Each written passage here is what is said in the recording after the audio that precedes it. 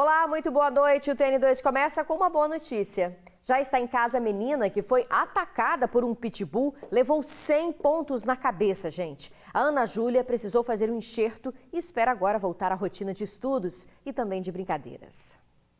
O alívio de voltar para casa. Depois de 1 mês e meio no hospital, a pequena Ana Júlia, de 7 anos, recebeu alta e agora é só festa. A criança foi mordida na cabeça pelo pitbull da família. A intenção era defender a irmã mais nova, de 4 anos. Ela levou 100 pontos e precisou fazer um enxerto com parte da coxa esquerda. Falaram que foi um milagre de Deus, porque a situação foi muito grave. Foi 2h30, de cirurgia e estava muito exposto, Mas graças a Deus deu tudo certo, a cirurgia. Hoje está em casa. A mãe contou que tinha adotado o cachorro há cerca de 7 meses e que ele nunca tinha sido agressivo. Depois do ataque, ela optou por doar o animal. Para mim, foi um choque. Eu achei que era cachorro de rua, tanto que na hora eu estava trabalhando.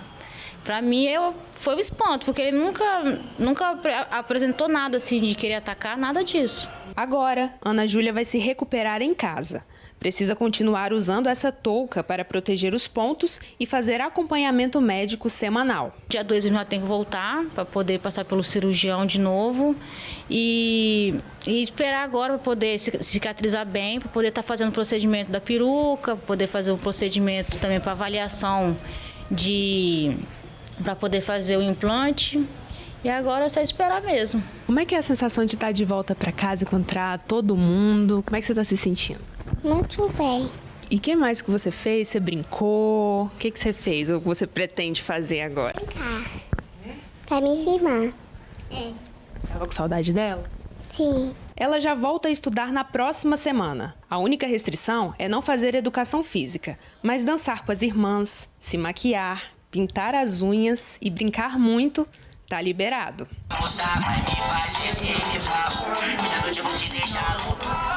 Essa é uma guerreira, né, gente? Nós desejamos uma ótima recuperação, Ana Júlia, que ela retorne à sua rotina e fique bem. Gente, uma idosa morreu atropelada em Aracruz. Luziete das Graças de Carli, de 73 anos, estava de bicicleta. Ela desviou de um carro parado no centro da cidade quando foi atingida por um caminhão. A idosa morreu na hora. O motorista permaneceu no local para prestar socorro. Um assentamento em área de preservação permanente enfrenta dificuldades para produzir.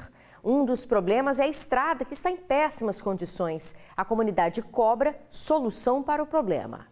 Já são 20 anos sem acesso ao básico. Falta calçamento, iluminação, coleta de lixo e saneamento. Essas são algumas das queixas que ouvimos da comunidade do assentamento Santa Clara, que fica em Araçatiba, zona rural de Viana. Está insustentável a situação. São 20 anos sem coleta de lixo, sem iluminação pública, sem saneamento básico. A dona Luzia, que tem 72 anos, passou a usar esse andador depois de se acidentar na estrada. Eu caí que eu estava capinando na beirada da estrada. Capinei e saí rolando. Cadeirantes como o Fabrício só conseguem se deslocar de carro. Para motoristas como seu Aziel, os riscos dos barrancos no encontro com o asfalto são constantes. Está em cima da curva, por 2 ou 3 vezes o caminhão quase me pegou aqui, moto também. Os moradores chegaram a protocolar um abaixo-assinado no Ministério Público pedindo melhorias no local, mas o processo foi arquivado. A gente pediu uma solução de melhoria para a estrada, a qual a gente não estava tendo e não tem até hoje, porque eles vieram, fizeram um palhamento razoável. Pessoas que necessitam de locomoção, ambulância, não entra, nada entra, porque não tem estrada. A gente precisa aqui de um calçamento, de um asfalto. O assentamento Santa Clara foi criado em 2003 pelo Instituto Nacional de Colonização e Reforma Agrária, o INCRA. 31 famílias, que os moradores estimam chegar a 500 pessoas, ocupam uma área de 300 hectares. Além dos problemas de infraestrutura, a comunidade questiona as condições dessas terras que deveriam servir para o sustento. A assistência técnica aqui não existe. A chuva vem, eles investem, pegam o pouco que tem, vamos plantar 1 quilo de arroz, 1 quilo de feijão. Planta, a chuva vem, mata tudo. Ninguém vem dar a solução. A Prefeitura de Viana confirmou que o assentamento está em uma área de preservação permanente. Esse advogado explicou o que determina a lei nessa situação. em um espaço de 30 metros contados da margem de um rio, por exemplo, não se pode exercer qualquer tipo de atividade pecuária ou agrícola ali, tampouco realizar a construção de imóveis, né? Acontece que esse código ele foi promulgado em 2012.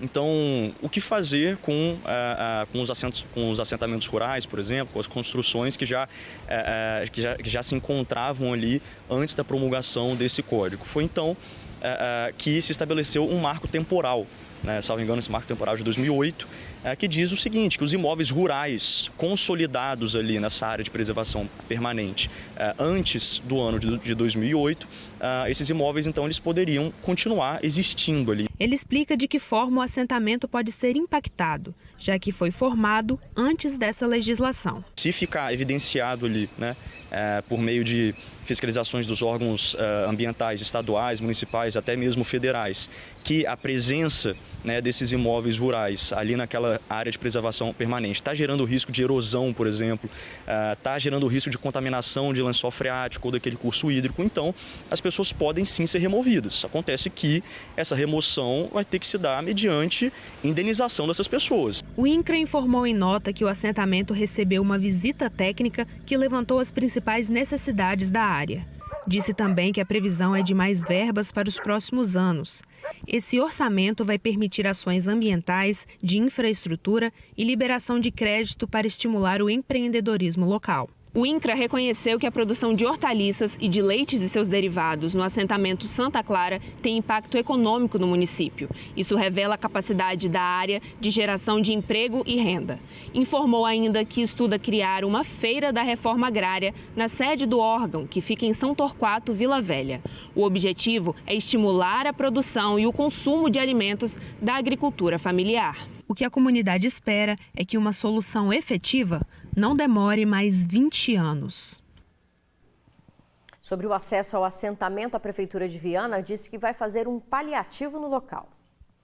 A seguir, comerciante preso injustamente conta como foram os dias na prisão. É já já. Um homem foi espancado até a morte. Ele teria estuprado a enteada de 11 anos de idade. A vítima é o Wellington Ribeiro de Oliveira, de 24 anos. Ele foi espancado até a morte. O que tinha ao redor do local foi usado como arma, tipo telhas, essa madeira e também garrafa. A morte de Wellington aconteceu após ter sido descoberto que ele teria molestado a enteada de 11 anos de idade. A jovem teria se aberto com a irmã na noite de ontem. Ela ficou com medo de me contar, ela não conseguia falar. Então eu disse, se você não consegue falar, você pode escrever, que eu leio.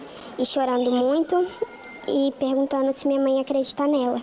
Ela falou que ele mexia nela quando minha mãe dormia, quando não tinha ninguém em casa. De acordo com a irmã, o estupro teria acontecido por 4 vezes e teria começado no final do ano passado. Suspeita-se que na mesma época em que o Wellington foi também espancado quase até a morte por ter agredido a mulher, chegando a quebrar o braço dela. O tio materno veio aqui até o local e chamou aqui de baixo mesmo o Wellington, que estava lá em cima.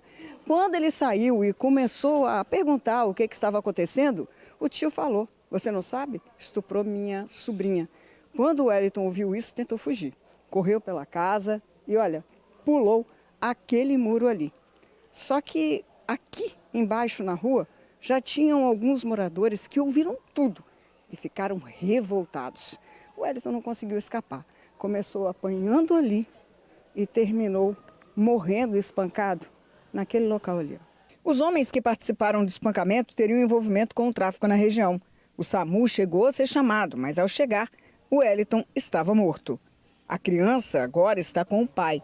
Já prestaram queixa na delegacia, para onde foi levado também o papel com as declarações da criança. A mãe da vítima apareceu no local enquanto estávamos conversando com a jovem. E o diálogo entre ela e a filha foi tenso. Que coisa é essa? Que é isso? Que coisa é essa? Eu tô contando. Eu quero conversar com você, tá? O Wellington todo quebrado. Foi, eu sei. Braço, cabeça dele abriu. Ele tá preocupada com ele? E sua filha? Eu sei, minha filha, mas minha filha tá viva. Precisava de matar alguém. Mas precisa matar. Eu sei que não precisava. Precisa. Eu sei, eu não queria que ele morresse, eu queria que ele fosse preso. Ninguém ainda foi identificado ou preso.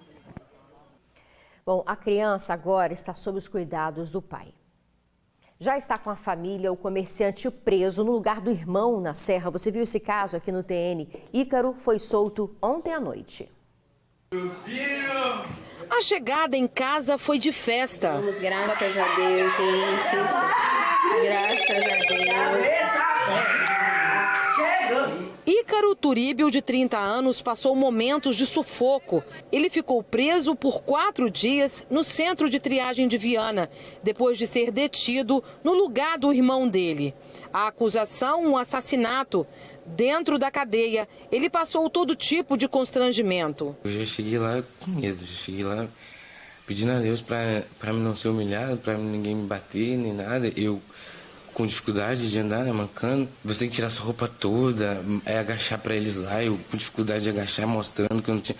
E, tipo assim, é tratamento para todo mundo. Eles não querem saber se você não é bandido, se não é nada. Para eles, você é bandido. Do lado de fora, a família ficou desesperada. Eu fiquei muito aflita. Eu pensei que ele ia demorar muito. Para mim, meu mundo tinha acabado. Eu olhava pro meu filho procurando ele de madrugada. Ícaro foi preso na última segunda-feira dentro desse trailer. Ele trabalhava, fazia pastel e moía cana. Quando os policiais militares e civis chegaram, nas mãos eles tinham um mandado de prisão por um homicídio que aconteceu em março desse ano. Um jovem foi morto no bairro Santo André.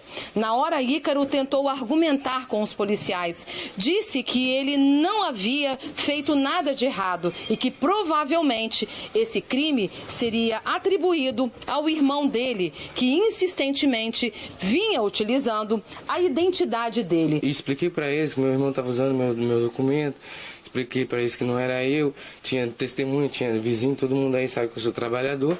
Mesmo assim, eles falaram, não, a gente tem um mandado de prisão e a gente tem que cumprir. Um dia depois de ser preso, Ícaro foi levado ao Departamento Médico Legal em Vitória para passar por exame de corpo de delito. Desesperado, o comerciante pediu ajuda à nossa reportagem. Eu tenho um filho de um ano e 4 meses. Descobrimos que em 2017 o irmão de Ícaro, Raoni Turíbio, havia usado a identidade dele numa abordagem feita pela Polícia Militar. Na ocasião, Raoni estava com uma moto roubada. Ícaro chegou a ir a uma audiência de instrução, onde a fraude foi comprovada. Depois do ocorrido, o irmão continuou a usar a identidade do comerciante. Em março, um novo crime foi atribuído ao Ícaro. Imagens anexadas ao processo mostravam o então Ícaro correndo do local do crime, o que não condiz com a condição física do verdadeiro Ícaro.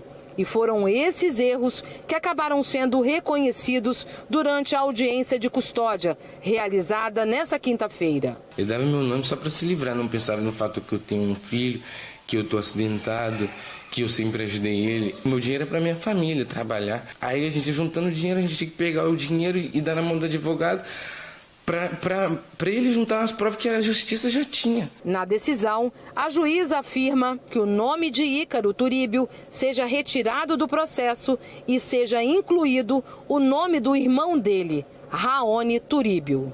Foi só questão de vocês chegar lá e avisar o Ministério Público. O Ministério Público viu as provas, viu a folha e mandou me soltar. Em liberdade, Ícaro agora quer seguir em frente e voltar a ter a vida tranquila com a família. Curtir minha família e dar mais valor ainda à minha família. Se antes eu não pensava em fazer nada de errado, hoje que eu não penso.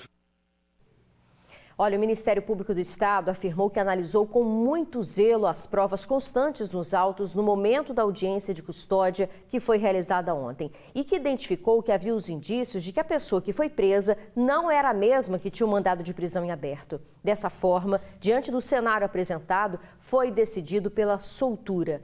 Além disso, gente, é sempre bom reforçar. Se você perder ou tiver os documentos roubados, registre um boletim de ocorrência na delegacia. A seguir, mulheres aprendem nova profissão em um projeto social em Vitória. A gente já volta. Elas aprendem uma nova profissão, a empreender, e ganham autoconfiança. O acolhimento das professoras do projeto social em Vitória faz toda a diferença. O espaço é mantido com um dinheiro arrecadado com multas aplicadas pelo Procon da capital. Durante a pandemia, a Marília perdeu o emprego e, como muita gente nessa época, viu o ânimo pela vida desaparecer.